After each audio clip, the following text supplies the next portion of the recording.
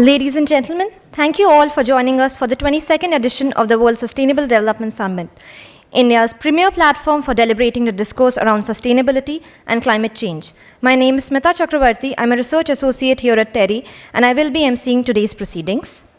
Before we commence the function, a brief safety announcement during the event here at the Stein Auditorium. TERI is a health, safety, and environment certified organization. In case of any untoward incident like fire evacuation is needed, you are required to exit from this auditorium through the fire exit gate nearest to you without any panic. There are 7 exit gates for this auditorium, 4 in the ground floor, right, left, and 2 main entrances. There is 1 exit in the stage and 2 exits in the balcony, which are the entrances to the balcony. In the case of fire, fire marshals will take position in the aisles and exit gates to help you evacuate. This session is on shaping public and political attitudes, driving sustainable development. The session will be moderated by Ms. P Anima, Media and Communications Lead, TERI. We are happy to have a very distinguished line of speakers who need no introduction. On our panel, we have Ms. Jayashree Nandi, Assistant Editor, Hindustan Times, Mr. Himanshu Shekhar Mishra, Senior Editor, New Delhi Television, Mr. Rajiv Tikku, Consulting Editor, Outlook Group, Ms. Bahar Dutt, environmental journalist and conservation biologist, Dr. Rajiv Chipper, Vice President, External Affairs, Sahajanand Medical Technologies Limited, and Ms. Aarti Khosla, Founder and Director, Climate Trends. I now invite Ms. P Anima, Media and Communications Lead, TERI, to conduct today's proceedings. Thanks, Smita. Welcome to the third and final day of the WSDS, where we open with this session with an important stakeholder in the climate change discourse, the media. Whether the media gets its due when it comes to its efforts at mainstreaming sustainable development and climate change is debatable. But one thing that cannot be forgotten is the very significant and potent role it plays and the important cog in the wheel it is when it comes to highlighting the problem and, more importantly, the urgency of the solutions needed. So we have a full panel here. We have environment, climate, and political reporters. We have journalists turned academic here. We also have communication experts, and all of whom who play a very critical role in facilitating as well as putting forth in a very holistic manner the impacts of climate change, the science of it, the research part of it, the negotiations part of it, the climate change impacts part of it, and also its impact on day-to-day life. So in this session, however, we are looking to kind of push the focus a little bit further to kind of bring in sustainable development into the picture, which makes it all the more complex and layered. Because what we have seen over the years, and especially in the recent past, is that with the heightened occurrences of extreme weather events, climate change impacts does tend to get considerable media coverage. And we often talk about the graph, the climate change impact coverage graph, which sees these very sharp peaks when extreme weather events happen or during international negotiations like the COP. And then it kind of plateaus or it becomes muted over a period of time. But how does this context evolve when we place in sustainable development into this? Because climate change and sustainable development, when you look at it, it's inextricably linked. And increasingly we talk about it in the same breath. But we kind of forget how complex sustainable development makes it when we get it into the picture. Because it is like what I tend to think a multi-headed hydra, because there are these aspects of energy transition to it, then there is this multiple facet of sustainability in terms of mobility, infrastructure, cities, you name it, it's there. So how does the reporter address this challenge? Because for the first time, you're not looking at something that is event-based, but something that is very process-driven and something that is for the long haul.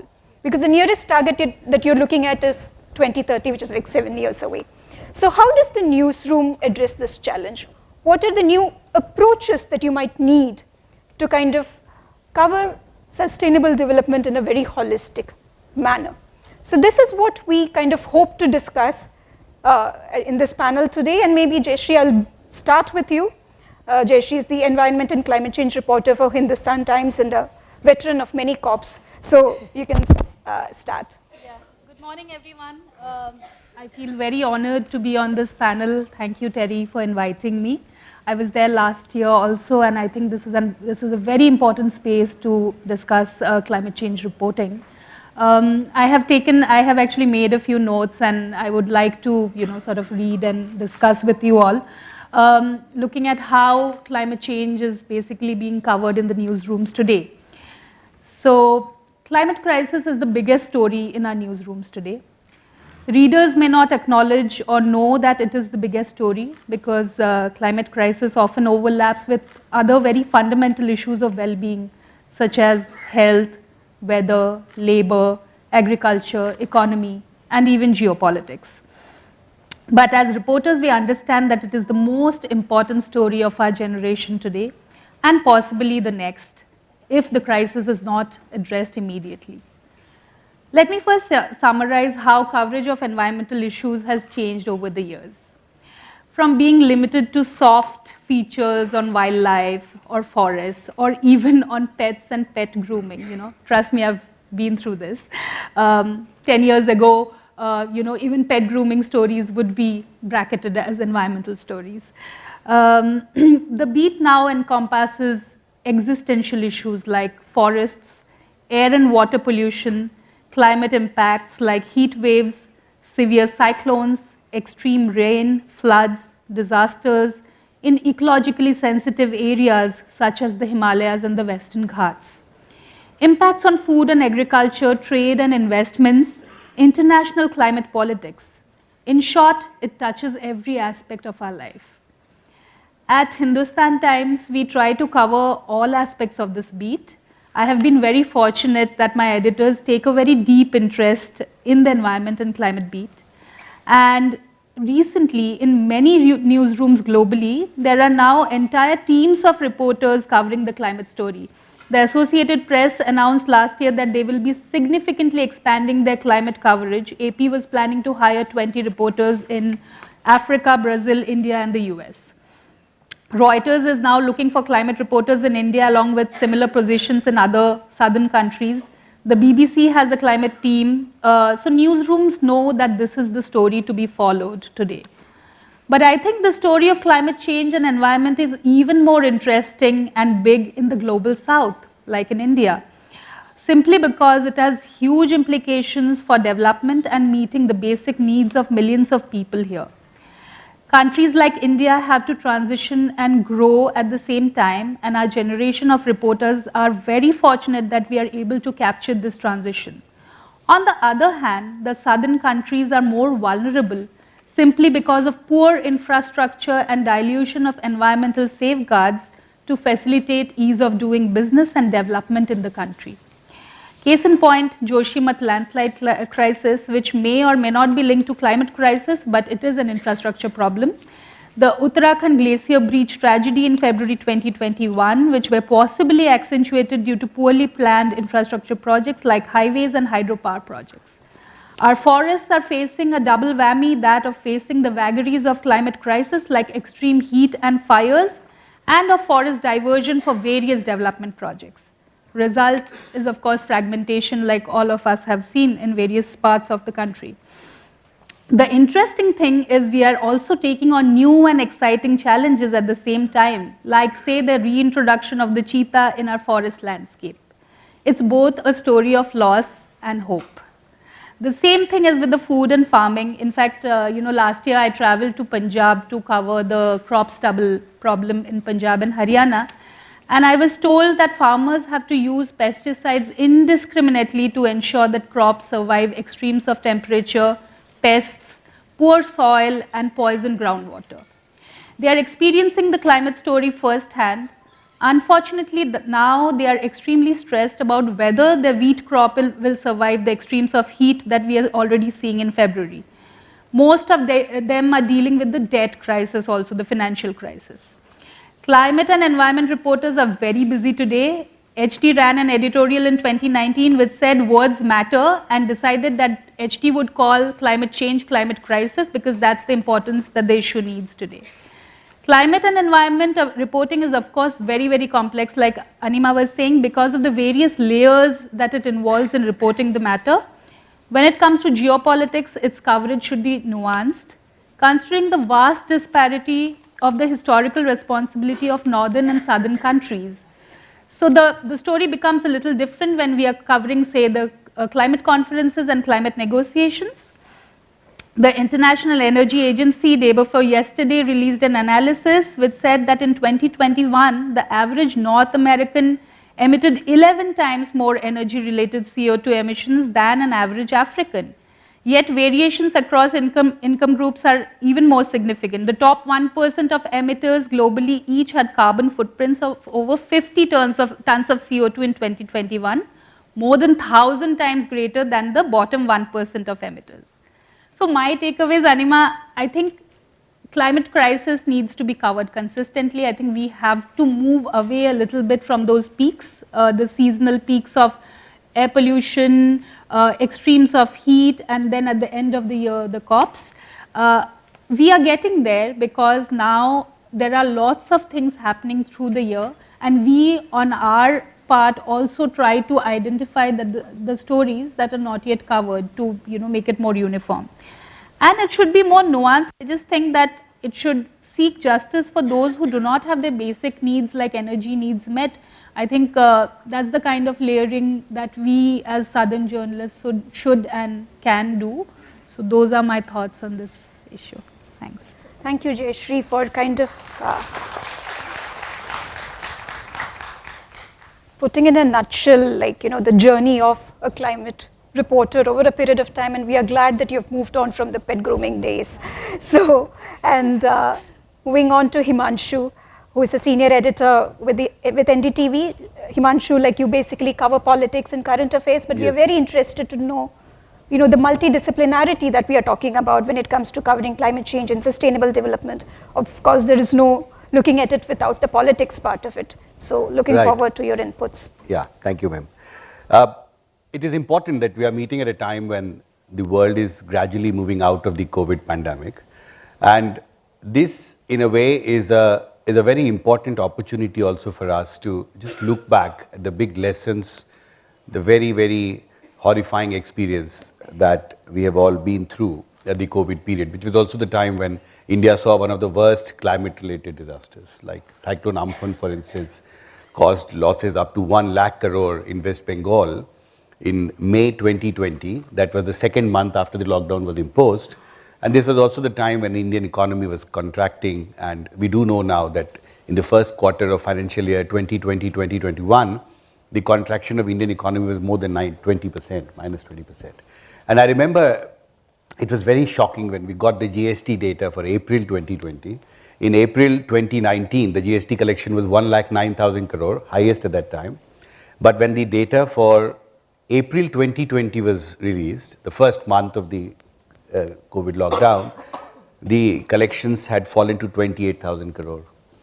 And I remember I could not believe when I was doing live broadcast on that there was a hit of 82,000 crore in 1 month alone. And that crippled the ability of the Indian state actually to, launch relief measures to the affected populace in April. And we do know that in budget 2020, there are lots of announcements on climate change was made, and when the crisis became deeper and deeper, there was a decision by Department of Expenditure and Finance Ministry to put the implementation of these new schemes launched in budget on hold. There cannot be a more challenging time for the state. What has happened largely is that while the challenges on hunger, poverty, climate change, climate-related disasters has risen during this COVID period, the ability of the state to dole out relief, to take more concerted efforts to address these challenges became very difficult, not only in India, worldwide. Now when the economy is gradually coming back on rails, though there are still challenges because of Russia-Ukraine war, I think the media needs to bring back the big focus on these challenges that the world community faces on the sustainability front. One, of course, is hunger and poverty, and second, the climate-related disasters. And third, as Jayashree was mentioning, I did a ground report that how the heat impact on wheat crops now is creating tension in the government now. And a high-level committee has been set up under the chairmanship of Agriculture Commissioner. Some basic facts of what happened during the COVID-19 period. It's very important that we do not ever forget the big lessons of COVID-19 pandemic.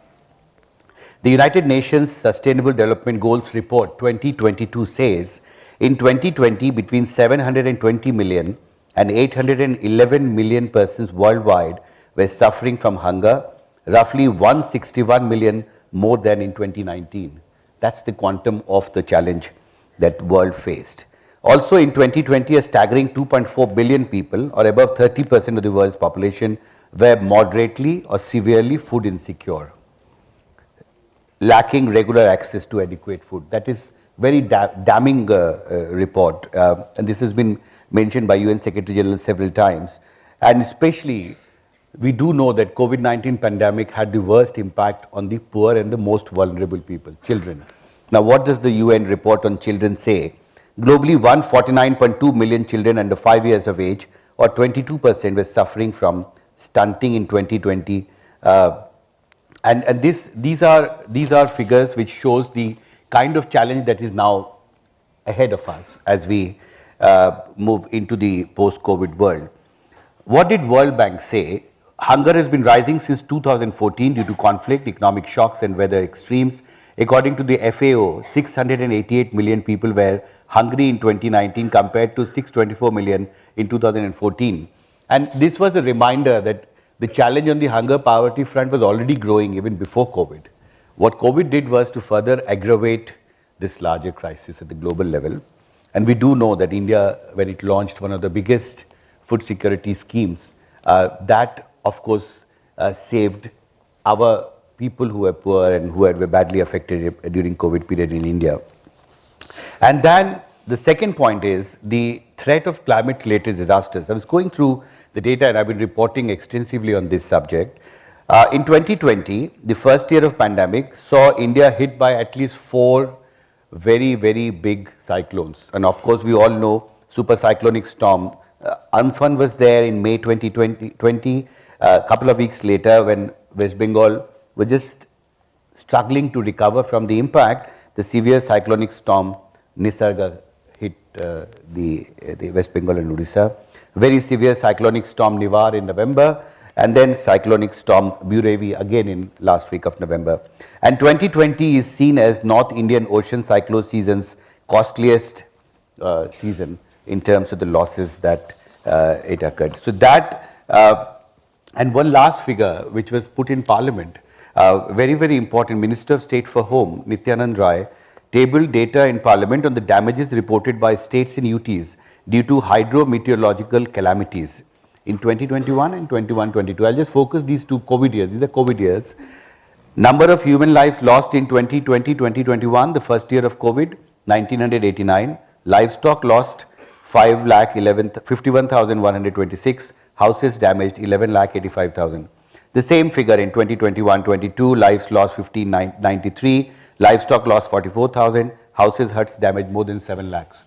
Now, these are, normally we all know that whenever a disaster strikes, it is the home of the poor people which gets destroyed first because they are weak, and whenever floods happen, I've covered Kashmir floods, they are the first structures which get washed away during a crisis. So that brings me to the central point of my presentation, that what India needs, what the world needs, is a new media culture which is far more receptive, as Jayashree was mentioning, that we have to increase the frequency, scale and intensity of the coverage that we do every day. It should not be, as she said, a seasonal reporting should. We have to go beyond that. It's only when there is a crisis that we start reporting extensively, but the others are when the pre-disaster phase and the post-disaster phase, there is not much attention. I think newspapers are doing incredibly good work. They still do that kind of stories, but in television, that needs to be done more and more. So we need a new media culture which is far more receptive and sensitive to the challenges that lie ahead on poverty, hunger and climate change front. And we also need to recalibrate our priorities. It needs a new approach, a new strategy, a new focus to bring all such challenges into the mainstream consciousness. And here I'll bring one point on politics. I've covered several elections in last 22 years, general elections, assembly elections. Why we don't even hear our political leaders, our candidates during election campaign speak about the kind of issues that we speak in Delhi. This is one very big lacuna that I've seen in the political processes, that while in parliament now we see increase in the frequency of debates that happens now. Even during lots of political standoff on different issues, we see a debate on climate change being listed for discussion. That's a great thing.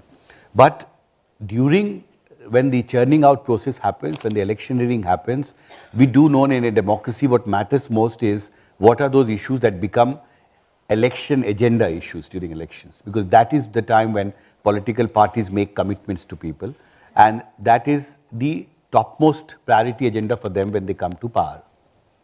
So I think it's very important that during these election processes, these subjects that we are discussing today are taken seriously, and voters also assert themselves in terms of asking difficult questions to the political elites, power elites, in terms of what are you going to do on this, what are you going to do on this. But this is kind of questioning that culture has to actually emerge, where people are far more sensitive. And one last point on crisis communication.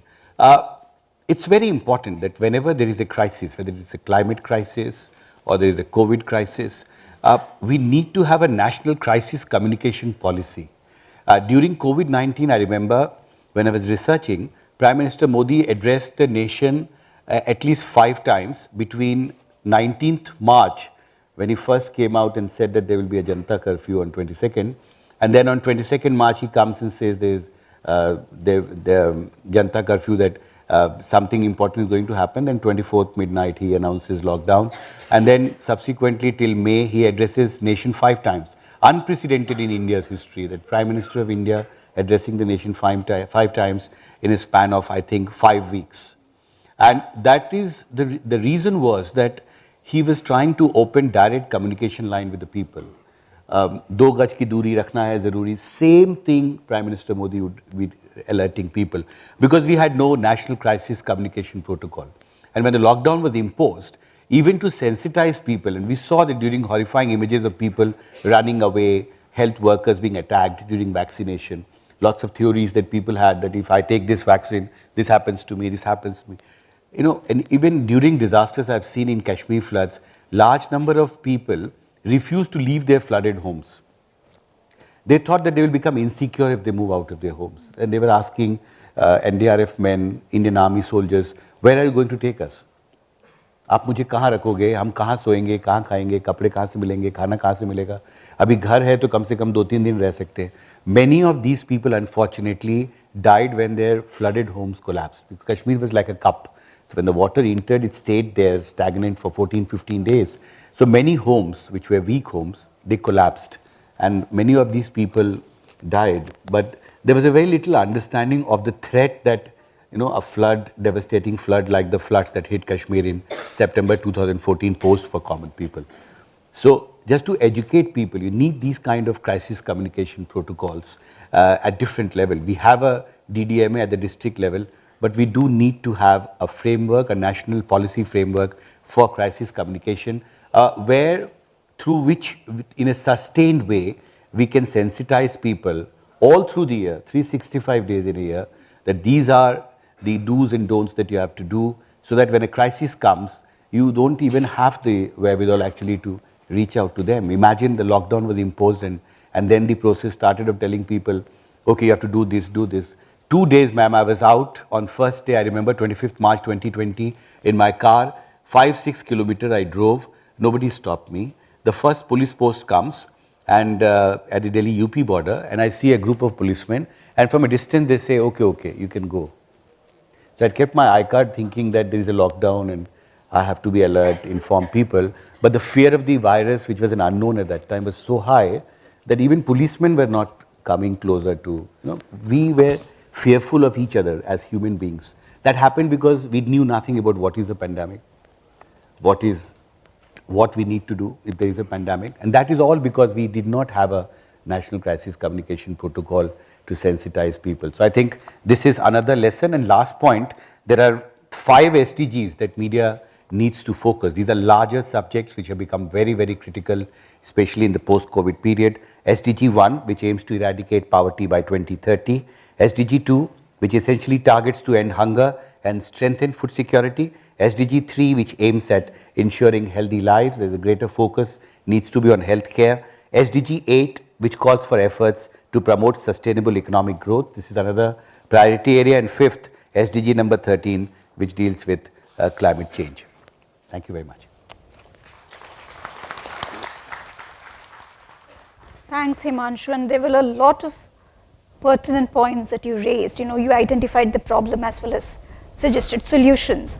And the National Crisis Communication Protocol, it could kind of be a game changer when it comes into place. Moving on to Rajiv Tikku now, who is a consulting editor of sustainability at Outlook Group. Rajiv, you have a wide-ranging experience in the mainstream alternative as well as community media space. So looking forward to what you have to say. Yeah, thank you, Anima, and thank you, TERI, for this invitation to be here. It's an honor to be here, and it was really interesting to hear Himanshu talk about the big picture and, of course, bring it down to the climate change part of it and SDGs. And Jayashree has so well summed up the climate change angle of this conversation that probably there's not much scope to add there. But I would narrow focus on something like what are the challenges in newsroom finally to do what Himanshu said or Jayashree said, and how the media is actually addressing those issues and what more can be done. So to begin with, of course, there's so much happening in sustainable development space that it's just mind-boggling actually. It's difficult to keep pace with what is happening for even domain experts. And for media to keep pace with it is all the more challenging for quite a few reasons. One, media doesn't have the resources, that's part one. And secondly, sustainable development also competes with, in a country like India, with Bollywood, cricket, and of course politics, which Himanshu of course knows better than most of us. So this is the larger picture where sustainable development is. And now add to it the fact that there's unfortunately also illiteracy in media, sustainable development. I'm talking in terms of the understanding of issues, the nuances.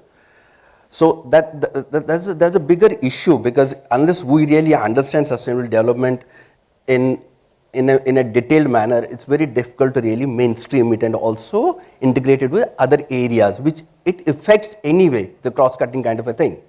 So I would say that probably, of course, some of the media agencies which Jayashree actually referred to. Now, these are all international agencies, whether it's Reuters strengthening its team or AP strengthening.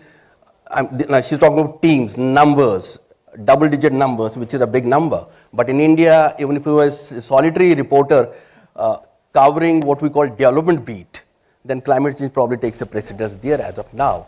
And a few years back, it was HIV/AIDS, which Bahar would know better. So it has been changing. The larger picture is development beat, and which was a softer beat, which was generally done by less so-called less popular, less favorite journalists in the media. Politics went to better people, of course, quote unquote. And now, of course, climate change, since it sounds more sexier kind of a subject, so it's being done in a better manner, while as editors are also taking interest in this. So at the end of the day, given that there's lack of resources, there's lack of understanding of sustainable development, largely, what is happening is that the coverage is mostly getting focused on event-based, which in simpler language is disaster-based. So it's generally, whenever there's a disaster, there will be, of course, coverage. I'm talking in general, not about HT doing a wonderful job, and DTV has been doing a great job, of course. So, but there are papers which are, because of lack of resources and understanding, they're focused on disasters per se. And then linking it back to sustainable development is again a challenge, because they don't have that time or that kind of an insight either. And given the time pressures, it's very difficult to really do a bit of a deep dive into those issues. The other challenge which media is focusing on, which I which we know by experience, but which I also discovered in a Reuters report, is news avoidance. If we do too much of it, people are consciously avoiding Ukraine news and also disaster-related news, because there is so much of it happening, unfortunately. And in India, because what's happening is that India's club is a one country, all these events are seen together, and so every day there's a disaster or something somewhere or the other. So it's a problem of plenty in this unfortunate space here. And we see it that there's a daily kind of an occurrence, we also try to avoid it, unfortunately. That's a different challenge which the newsrooms are also facing, because when we look at it from a TRP perspective, this is very important for the media agencies. So again, the score tilts in favor of Bollywood, cricket and politics, that's easier probably to capture people's attention there.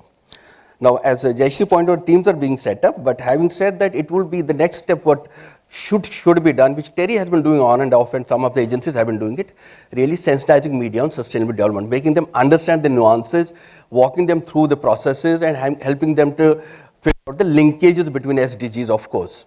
So those areas need to be probably addressed better. There has to be skill set development in the media. There's no SDG beat, there's no trained SDG reporter in the media, not to my knowledge.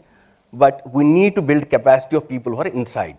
So that's very important, probably that's something agencies like TERI need to look at more closely. I do understand there are resources involved, and it's not just like wanting to do and doing it, but something, this needs an attention, of course. The other thing is that probably I think media schools also need to, since now we're going to live with this kind of a situation, always media schools need to also look at their curriculum to get sustainable development into the curriculum. That would be a great long-term kind of an investment which media schools could make, and it doesn't call for additional investment actually, it only calls for tweaking of curriculum actually. That's something which needs to be done. And the last thing I would like to add in this subtext is, we also need to look at building communication skills of domain experts, because we see lots of jargon, we see lots of figures, we see lots of big data, but they are not able to demystify it, and media doesn't have time or resources to do that. So it just gets there, it's reports, SDG report by UN, SDG report by somebody, we just do the reporting bit and leave it there. So the deeper issues, the stories, the narratives don't get covered because of lack of communication between the two sides, whether it's the domain experts or the media guys. So the other thing which the media houses now can do, now we have challenges, we have these issues, these are not going to get resolved tomorrow. What we can do in the meantime is at an institutional level is, for example, companies, media companies can have climate change strategies in place, where UN has already set up something called SDG Media Compact.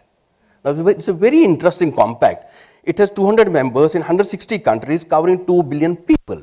What does it do? It just provides access to media people, to UN, to SDG experts, to domain experts, shares content with them, shares communication with them. So this is something probably media agencies need to look at if they can become part of this SDG media compact, which is very helpful.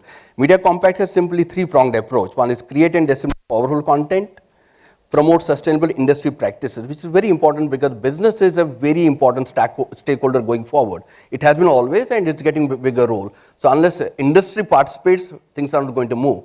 So probably we need to focus on that area. The other important thing which the SDG Media Compact promotes is partnerships between different stakeholders, which media is in a better position to actually set up or to facilitate actually. That's why media could do something. These are non-financial areas. It doesn't call for investment. It only calls for having a strategy. And the other thing that we need to look at to it, SDG 16. Now this is simply about actually promoting peace, justice and inclusive societies. But when we look at deeper into this, it has one target which talks about ensuring public access to information and protecting fundamental freedoms. So this is one area probably media needs to take its own responsibility there, that okay, this SDG concerns us directly, apart from other SDGs which are interlinked anyway. So I'll just stop here and probably let others go to this. Thanks, Rajiv, especially for highlighting the need for capacity building also in the media, especially when it comes to something like sustainable development goals. That takes me to Bahar, who is the Associate Professor at Shiv Nadar University, but we all may know her better as a very passionate environment reporter during her stint in the broadcast media some time back. Bahar.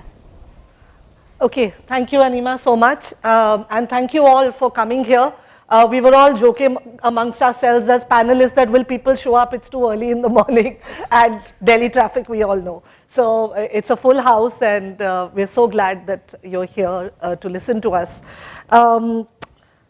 I would just start by saying that I think we sometimes forget that news happens in the ecosystem of the newsroom.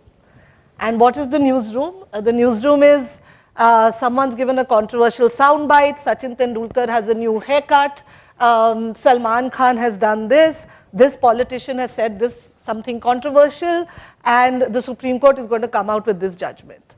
And in the midst of all this, the hurly-burly of breaking news, and I'm talking not just of print but also television, in the midst of all this madness, you have people like me, the mavericks, who are sitting there and telling my editor that, look, you need to look at sustainability and you need to. Now, these may be terms which seem common and acceptable to all of us, but to an editor, that editor will look at you like you've just been let loose from the zoo. Because if you try pitching a story on sustainability. So I was just looking at my own reportage and trying to see when did I use the term sustainability, sustainable development. And I found that I did many stories such as the one you're seeing on your screens right now. I'll talk briefly about this particular lady. She's a fisher woman, an artisanal fisher woman in, in West Bengal. I did the whole story. It covers, I would think, all SDGs. It covers climate change. It covers the climate crisis, power structures, but I did not once use the term sustainable development. So I'm just trying to say that you can talk about sustainable development, you can report about sustainable development and yet not use that term. And that's okay, I think. Wearing my academics hat, because I now teach media and climate change to undergraduate students, I did a brief research survey before I started preparing for this talk, and I found that, how is the media using this term? How often do they use the term? So there was a study done in Germany in 2017, and they found that between 1995 and 2015, the use of the word sustainability had doubled. So that's good. I mean, I had not only had it doubled, it was being used in different ways, in more cogent ways. So that was the good news. A similar study was done, not using the term sustainability, but climate change for the Indian media. This was done by Radhika Mittal. So she looks at media trends, how do people report on climate change. And interestingly, she covers the Hindustan Times, Indian Express and Times of India, and here's what she found. She found that Hindustan Times and Indian Express give credence to climate change as a scientific fact. The Times of India considers it important only if it has a political or a financial fallout. So there were some interesting, I thought, observations there. Also, when does the story get placed on the front page? Because as reporters, and all of us here have played those roles, you want to be in prime time, you want to be on the front page, not out of some ego kick, but because those are the stories that get the eyeballs, that makes sure that your story is read. Of course, I think being in the online space has flattened all that out. So that's the good news. There is some advantage, to the fact that we are now in the digital space. So there is more likelihood, that your story, which would have otherwise played in the afternoon news when nobody really watches television, now there is, you can put it out on Twitter or on, your social media handles, and hopefully it gets read. Coming to this lady's story, I went to do a ground report on illegal prawn farming. This was aquaculture clusters on the coast of West Bengal, as Himanshu rightly pointed out, a coast which has seen cyclones. IPCC reports say that it will see more cyclones. And here was this lady, I found her sitting in a corner, and she was very distressed, and I said, what's happened? And she said that these aquaculture, so mine was an investigative story, looking at how these aquaculture clusters were taking out effluents, and also it was being done in the CRZ zone 1 and 2, the no development zones, where our laws say that you can't develop anything. And she said to me that the effluents were coming out, and because she doesn't go far out into the sea, it was killing all the fish. So there was no food for her. There was no way of earning an income. So it was a livelihood story. It was also, let me show the next picture, if this works. Can someone manually change it? Yes. So here, I'm sorry, it's not a great picture, but I was also hiding in my car to take this. So what we found was that when they were doing this prawn farming or shrimp farming, they would scoop out the soil. And the soil was then being used to make bricks.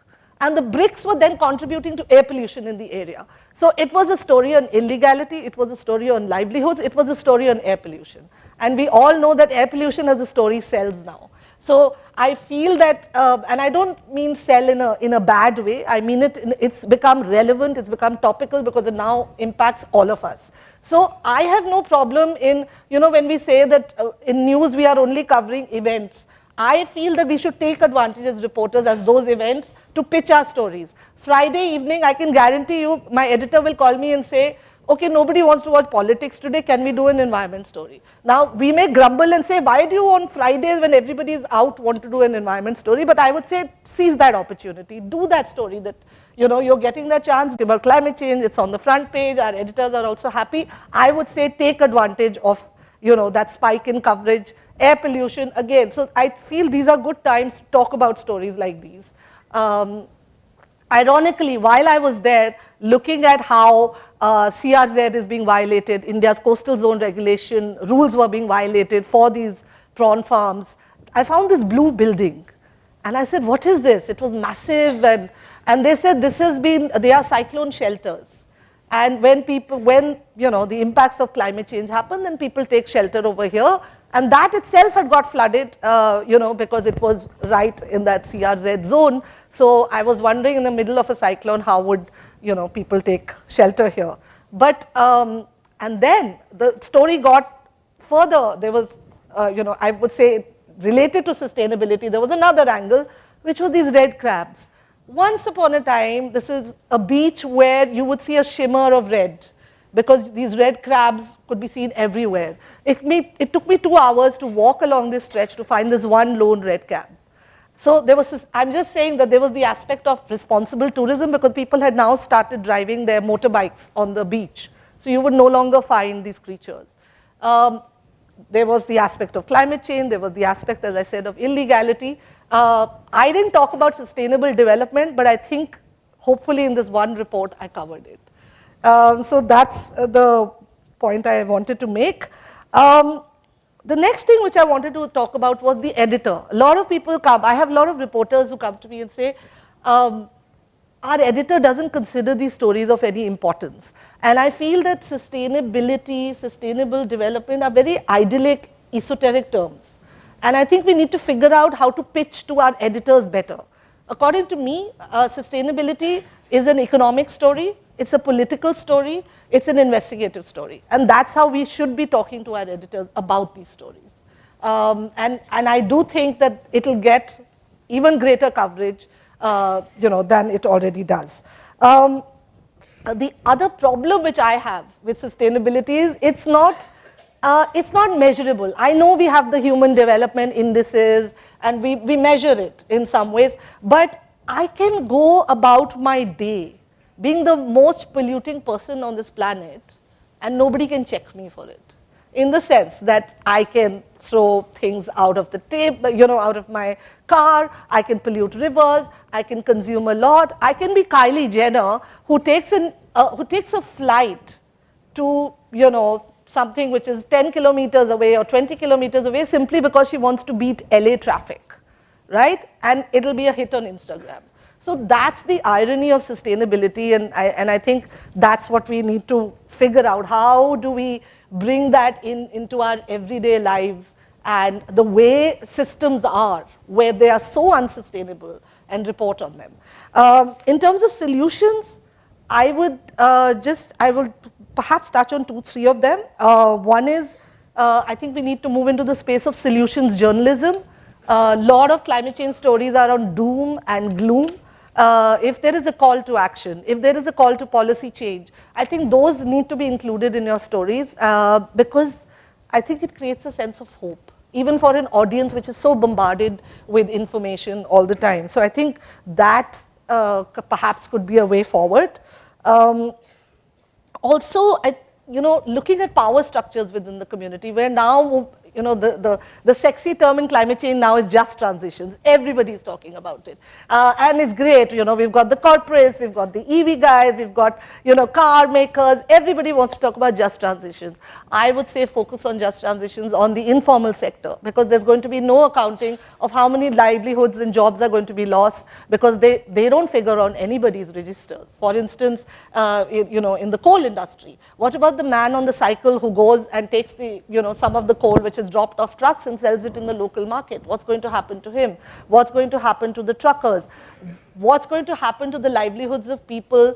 An EV car uses 20 parts, for instance. Our cars, I would say the internal combustion engines used to use many more. So for repairs, there's an entire industry for that. Where are these people going to go? I feel these are the stories on equity and just transition that we need to tell. Finally, I think to end, I would say sustainability, climate resilience are stories as much about all these heavy duty words that we discuss, but they're also about that one frog which is found only in 1 square kilometer, and that forest is now being chopped. So that frog is going to go extinct from this world. It's as much about designing our cities better so that we can live better. And our stories, I feel a good story, good journalism, forget all the heavy terms, good journalism must question power structures. And if we are not doing that, we're failing as journalists, and it must create hope. I'll stop here.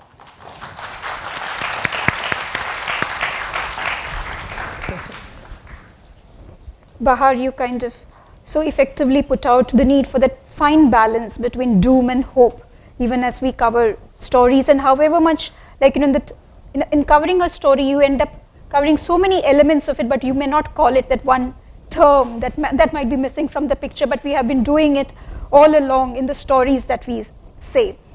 So moving on to you, Dr. Rajiv Chibbar, he is bound to give you a whole different point of view, coming as he does. Absolutely. Presently from the corporate sector, but the past is as a communications specialist also. So looking forward to what you have to add to this discussion. Thanks a lot. First of all, thank you, TERI, for this opportunity, and thank you to the leadership at TERI to actually come up with this kind of a media and a communications dedicated session. In fact, normally when you talk about such issues, and these issues are of pretty net higher value, a media and a communication session is normally not planned off. You just keep a press conference and that's it, and samajh mein aa gaya to it's okay, otherwise then you just report it. But yes, it's been a long way from a communications point of view, from a public relations point of view, that I've seen it very, very closely. Started almost like in 2006, 2007, when the first IPCC report broke out, and Dr. Pachauri talked about it, and that was all in the media. And that is the time when I remember he talked to me on one simple aspect, that how do we now get media more involved, engage, and understand the requirements from their side. So it was not a one-off kind of communication that he wanted us to look at, but it was a two-way clap that genuinely we took forward. And today, over the last couple of years, and in fact not couple of years, I think it's 2006 and today is 2023, it's been over a decade and a half. I think now we've been able to actually sustain some amount of the sanctity that he wanted. Giving you an example, and I'll take a cue from Himanshu ji, when he talked about that sustainability or sustainable development or the green economy has now become the buzzword in the national capital. Obviously, it will still take another, I think, a decade and a half, or slightly faster, I guess, a decade, to reach down to the regional or the state level. But yes, yesterday the Prime Minister spoke about the green economy for almost like 1 hour. I was amazed, and I listened to his speech. It was largely in English, but in between he spoke a lot of Hindi also. But I just penned down almost like 20 words that the Prime Minister used out of his speech. impacts inclusion and equality, circular economy, global governance, climate indicators, CO2 capture, utilization and storage, the need for net zero, green energy transition, development finance towards climate change, ecosystem restoration, cities and urbanization, social justice for forests and mining, and here he mentioned that there is a G20 group which is also going to talk about forest restoration and mining, agriculture, food, beverage, where they looked at the social cost of carbon, food security and building climate coalitions, and then net zero cities. This is the change at the national politics that we've seen over the last decade and a half, 15, 16, 17 years. We've seen a change over the last decade and a half where where the Prime Minister, the Honorable Prime Minister, talks about sustainability in various forms and various words. That shows the change that has now been politically motivated. Motivated not in a negative connotation, but yes, to look at how development can really be talked about, and talked about in various words. Sir said that, in Parliament also there was a question, 0 hours mein question hota hai, and now you have more questions in this similar area itself. So I think there's been a change in the national politics around what to talk about when they talk about sustainability, climate change and developmental issues. But then yes, today from a communications point of view, a PR point of view, jitna bola utna kam lagta hai. We still want more to be covered. We still want more, okay, hammer the media with more such jargons, with more such stories. One thing which Rajiv Tikku ji, mentioned very well is the capacity building aspect, and now I feel it's the time that we move to a PPP model even when we talk of communication and media. And this PPP model is not the public-private partnership model that we should be talking about. It's more for the purpose-oriented, a PPP which talks about partnerships for a public purpose. And this public purpose, when it is from both the sides, will really get highlighted to a next level altogether. And that is when we will have more reporters from the Indian media reporting on climate change, and then we may have a 2-digit number of journalists who would be talking about in more columns. And that's where we want to actually lead in the next couple of years. Another thing that I think now with communication which needs to be really cultivated is, I think we've done the entire set of national media to talk about it, but when it comes to disasters or when it comes to just the triggers like Joshimath, it's only a one-off thing that the local media talks about. I fortunately had a ICMR funding a couple of years back where we looked at how the northeastern region can talk about climate change, and I was amazed. Not much journalist had actually looked at that as a dedicated column that they could look at.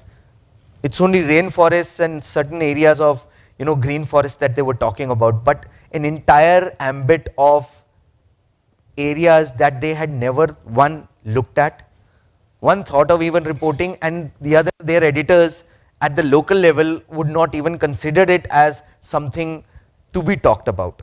So I think that change will now gradually need to happen. We need to shift focus from the national media. Obviously the national media needs to shift focus from the regular jargons that we were talking about and what Bahar and Jayashree talked about to another level altogether. Bahar just said, how do we now want to report on climate change? It needs to go bigger. I think that part which they transitioned to over the last 1.5 decades is what we need to really ask the local media to look at. And that is when, what Himanshu ji said is going to be the political impact on demanding from the people issues which would be relating to them when they talk about sustainability, sustainable development, livelihood impacts, green economy. They're not talking about a green economy right now, but they will eventually talk about a green economy in the next couple of years. So we need to move from that capacity building to a transition which actually takes them to a newer area. again, the plinth will be the same. What we started 15 years back, the plinth needs to be the same for us communicators or for us PR specialists, is obviously, keep it simple, keep it for their understanding. Initially they'll try to understand it, try to report it, but then we'll need to, create that kind of knowledge acumen in them.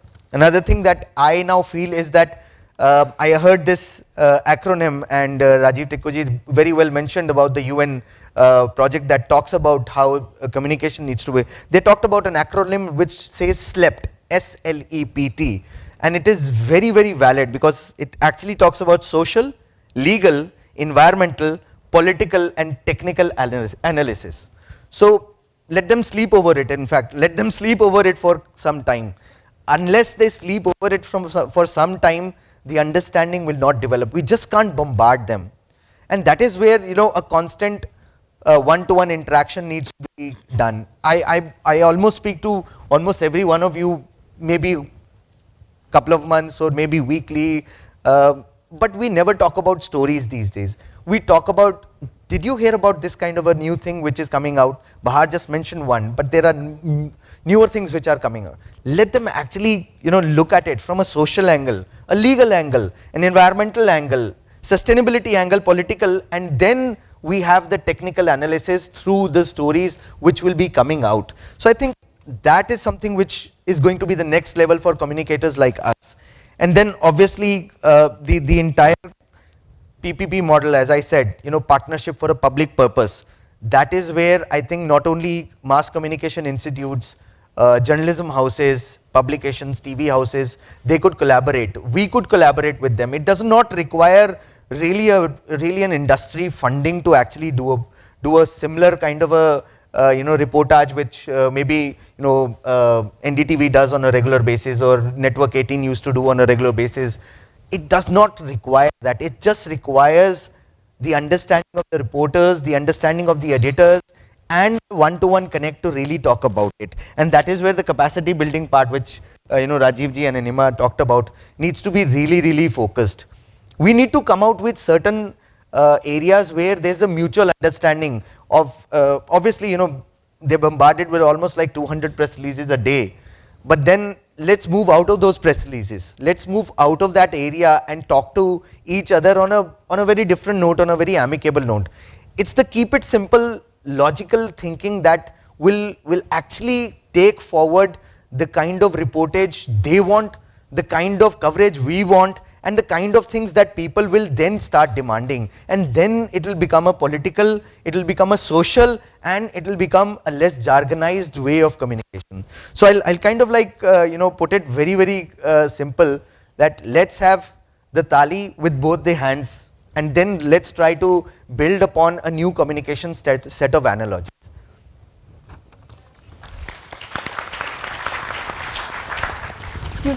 All of us talked about de-jargonizing, but it also makes a case for mainstreaming jargons also, in the same sense.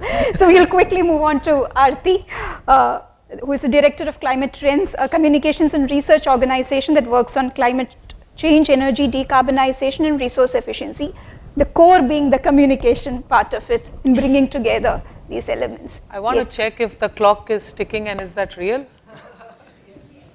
Okay, that's almost like climate change, and I think I will only have time to make an elevator pitch.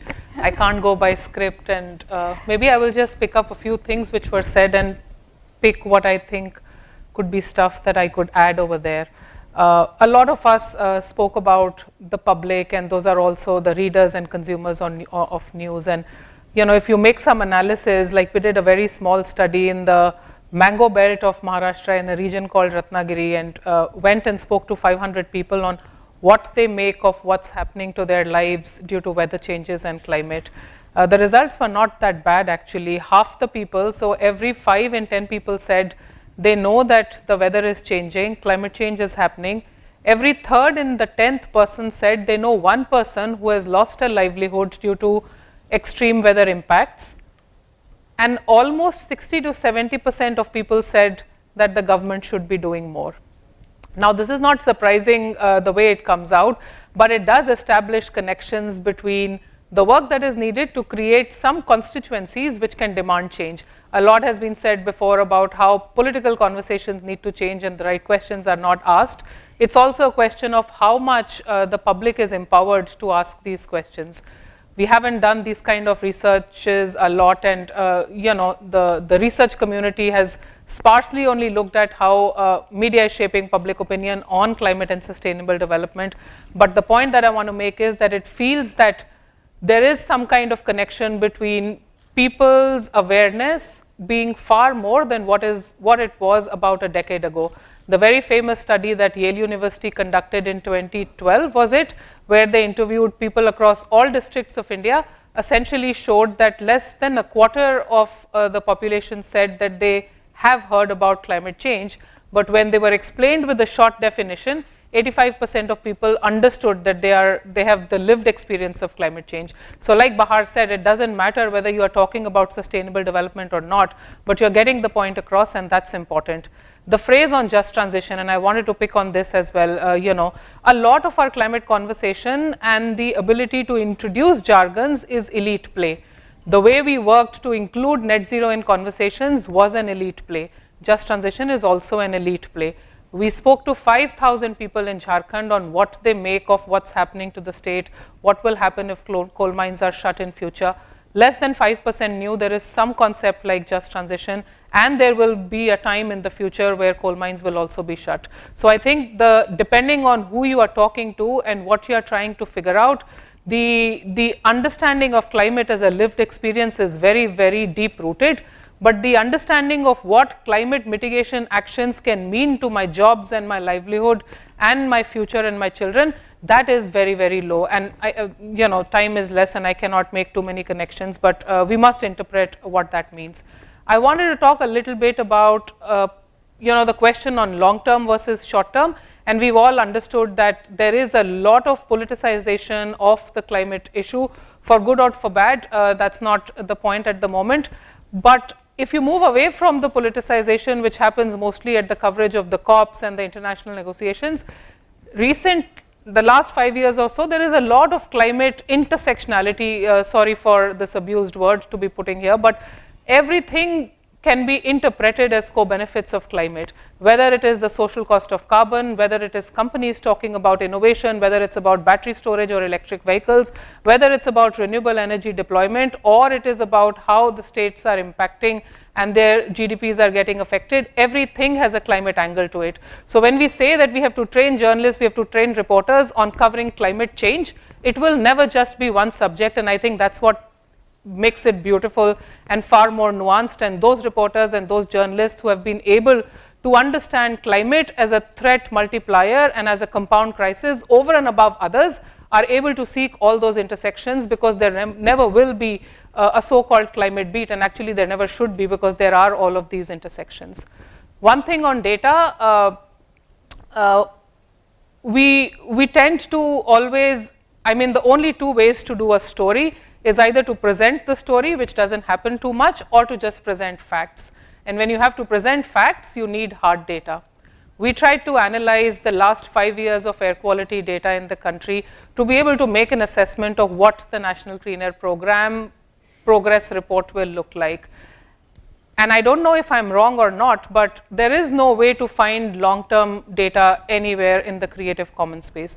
You can get data every day from the CPCB website, but it's not humanly possible to take 600 monitors across the country, 121 non-attainment cities, every day scratch the data. So I think that's the question on making data available so that large-scale data can at least facilitate long-term trend analysis on how policies are being implemented or not.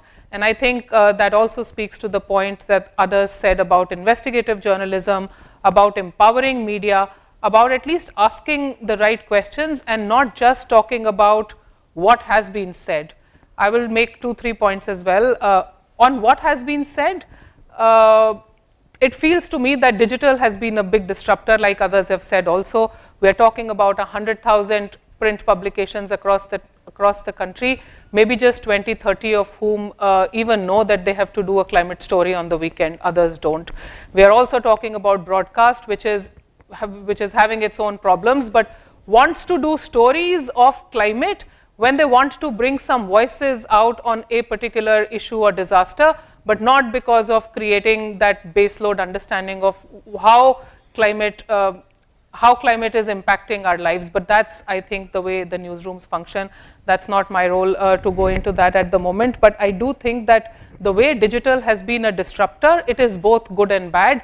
And having some knowledge and information about it, especially for people like us and those sitting in this hall whose job is to communicate as well, assumes a slightly greater importance than what we attach to it right now. We don't know how much we are driven by algorithms. We don't understand sometimes that facts and evidence don't matter in the digital world, where emotion and confirmation bias is very strong. Twice, if I look at a certain piece of news or a certain issue, I will get 20 more inputs in the digital space, which basically supplant that view. It is very hard for me to distinguish whether this is right or wrong, but that's the way people start consuming news. At least that's what is happening in the digital world, where we have just leapfrogged, actually leapfrogged in a bad way, from misinformation to disinformation. First we didn't have information, now we have wrong information. So we have really skipped, and done the wrong leapfrog almost, as opposed to the leapfrog that we should have done probably from coal to clean. But that's besides the point. Maybe a few other points on how climate is so much internationally driven as a narrative itself.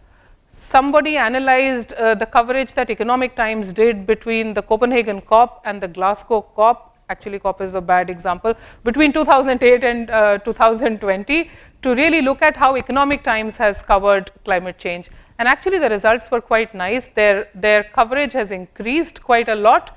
It's not only about climate negotiations, it's a lot of coverage on how businesses are realizing the importance of climate mitigation, how big businesses and corporates see shared value in being on the right side of the story while talking about climate. It's also a lot of stories about innovation, about technology, about things like markets, carbon markets, for instance. Economic Times, you would imagine, would cover such a story. And it's a lot of also growing discussion on, if I have to be compliant, what does compliance means in terms of social cost of carbon? And I think that's quite related to how at least the international media has interpreted climate action, which is mostly equal to how much action is being taken on mitigation. We like it or we not, and if we don't like it, then I think there has to be a conscious effort here to cover stories which are about not just alarmism or not just about a very reactive narrative, but which is rooted in domestic issues, to see the opportunity, as one of the panelists said, hope. I think enough research has been done on how alarmism doesn't work, and there is fatigue as well with supplying the same information every time on mortality. When a lot of air quality coverage was happening in Delhi, some analyses were made where news coverage which talks about how many people dying are read far less as compared to news coverage which only talks of morbidity. So I still want to live, and I want to live a good life, and I want to read how much my life will be compromised by air quality. But if you tell me that I will die by X years before, I'm not bothered anymore. And I think that also speaks to the nuance of how we have done very less understanding of what public persuasion on climate should look like. There is a whole body of work that could be explored over there, just in terms of making climate a more domestically, nationally relevant issues. Rajiv spoke about the Prime Minister's speech, and maybe that will be the point to end on the last comment. And I don't have data, but I'm sure if somebody has analyzed the speeches of Prime Ministers over decades, you can see massive shift on how initially we used to talk only about poverty eradication, and everything that we are saying is from a very reactive lens. But that moment has shifted, and we are able to communicate ourselves better.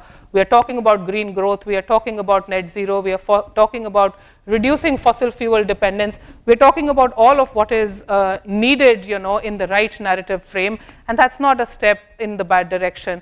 Climate can apply itself to every level across our existence. We can talk about it at the level of planetary boundaries being broken and disrupted.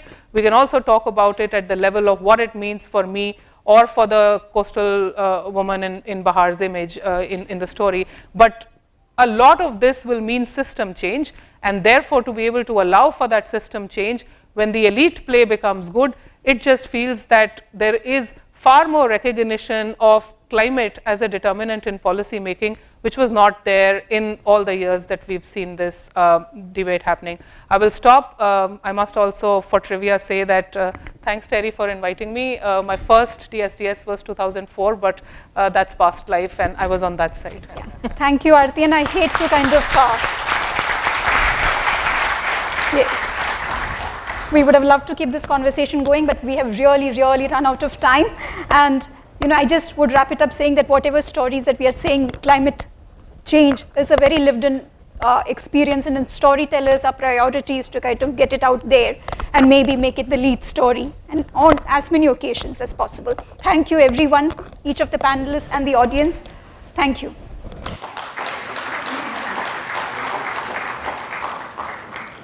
On behalf of TERI and the WSDS Secretariat, we thank all distinguished speakers for an insightful discussion and everyone who joined to this session.